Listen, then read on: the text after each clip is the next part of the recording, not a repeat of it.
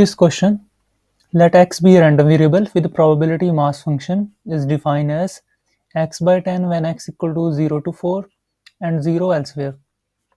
तो हमें ये कंडीशनल प्रोबेबिलिटी फाइंड करके दिखानी है. तो let me define the conditional probability first. The probability of A with respect to B is defined as probability of A intersection B divided by probability of B. तो इसे समझना कोई ज़्यादा मुश्किल नहीं है. देखो, सपोज करो आपके पास दो इवेंट्स हैं, एक इवेंट ए है और एक इवेंट बी है. ठीक है, तो मान लो कि बी इवेंट पहले हैपन हो रही है. ठीक है, तो हमें ए की प्रोबेबिलिटी फाइंड करनी है सच दैट बी पहले हैपन हो चुकी हो. ठीक है, तो हमें प्रोबेबिलिटी जनरल टर्म में कैसे डिफाइन की होती है? प्रोबेबिलिटी कैसे डिफाइन है? Number of favourable cases divide by number of total number of cases. तो सपोज कर लो कि पहले बी हैपन हो गया, तो बी वाला रीजन पहले सिलेक्ट हो गया. ठीक है, तो बी हैपन हो चुकी है पहले इवेंट. अब हमें बताना है कि ए के हैपन होने की probability with respect to B, इस बी रीजन में से कौन सा ऐसा रीजन है जो ए की हैपनिंग के लिए फेवरेबल है? तो ये वाला रीजन है. तो प्रोबेबिलिटी हमें तो इसकी प्रोबेबिलिटी फाइंड करनी है कि बी पहले हैपन हो चुकी हो. तो यहाँ पे लिख दिया आपने जो फेवरेबल केसेस, यहाँ पे हो गए टोटल केसेस. तो इस तरह से कंडीशनल प्रोबेबिलिटी डिफाइन है.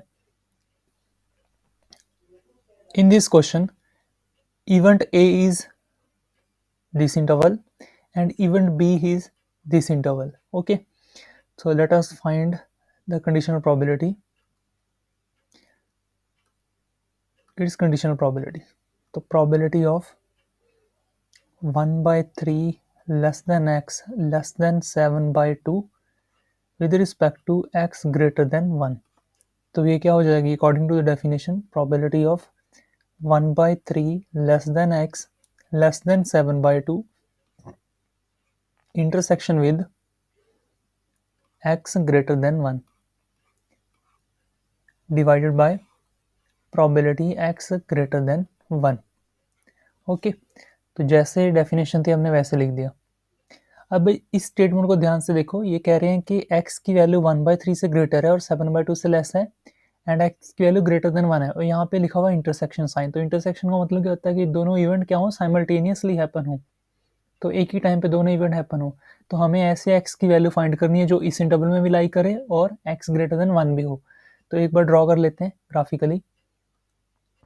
तो हमारे पास क्या है इंटरवल? एक हमारे पास क्या है 1/3 से लेके 7/2 तक. तो 1/3 1 से लेस है, तो यहाँ पे हो जाएगा 1/3 और यहाँ पे हो जाएगा 1 और 7/2 1 से ग्रेटर है, तो यहाँ कहीं हो जाएगा 7/2. जो फर्स्ट इंटरवल है वो कह रहा है कि जो x की वैल्यू किस में लाई कर रही है, 1/3 से लेके 7/2 में लाई कर रही है. और जो सेकंड इंटरवल है वो कह रहा है कि जो x की वैल्यू किससे ग्रेटर है, 1 से ग्रेटर है. अब इन दोनों इंटरवल में जो इंटरसेक्शन है वो इंटरसेक्शन वाला इंटरवल क्या आ जाएगा आपके पास? अगर इन दोनों इंटरवल की हम इंटरसेक्शन देखें तो इंटरसेक्शन वाला रीजन तो यही है, 1 से लेके 7/2 तक इंटरसेक्शन वाला रीजन. ओके, तो हम इन दोनों इवेंट्स की जो इंटरसेक्शन है वो कौन सी इवेंट हो जाएगी? Is equal to probability that x is greater than 1 and less than 7/2 और divide by x greater than 1 as it is. ठीक है, बट अब जो रैंडम वेरिएबल है वो कौन सा? डिस्क्रीट रैंडम वेरिएबल है. तो x की जो अलाउड वैल्यूज हैं वो कौन कौन सी हैं? 0 से लेके 4 तक हैं. अब 7/2 अप्रॉक्सीमेटली किसके इक्वल है? 7 by approximately equal to 3 point something, 3.5.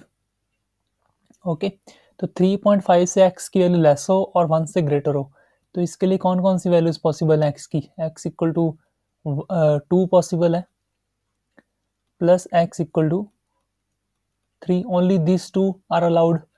और divide by x greater than 1 हो, तो ये कौन सा इंटरवल हो जाएगा? x की वैल्यू ग्रेटर देन 1 हो, तो 1 से ग्रेटर कौन कौन से नंबर है? x 2 है, उसकी probability x 3 plus probability x equal to 4. ठीक है, तो ये सारे हो जाएंगे क्योंकि 4 तक ही है ना, ठीक है। तो अब फंक्शन कैसे डिफाइन है, x/10 है। फंक्शन की वैल्यू कैसे डिफाइन है, प्रोबेबिलिटी कैसे डिफाइन है, x इक्वल टू एक्स आई पे x/10। तो यहाँ से जो वैल्यू आ जाएगी वो आ जाएगी 2/10। यहाँ से ये 3/10 डिवाइड बाय भी लिख देंगे 2/10 plus 3/10 plus 4/10, 4 divide by 10, 3 plus 2 5 10, और यहाँ से हो जाएगा 3 प्लस 2 5, 5 प्लस 4 9 डिवाइड बाय 10।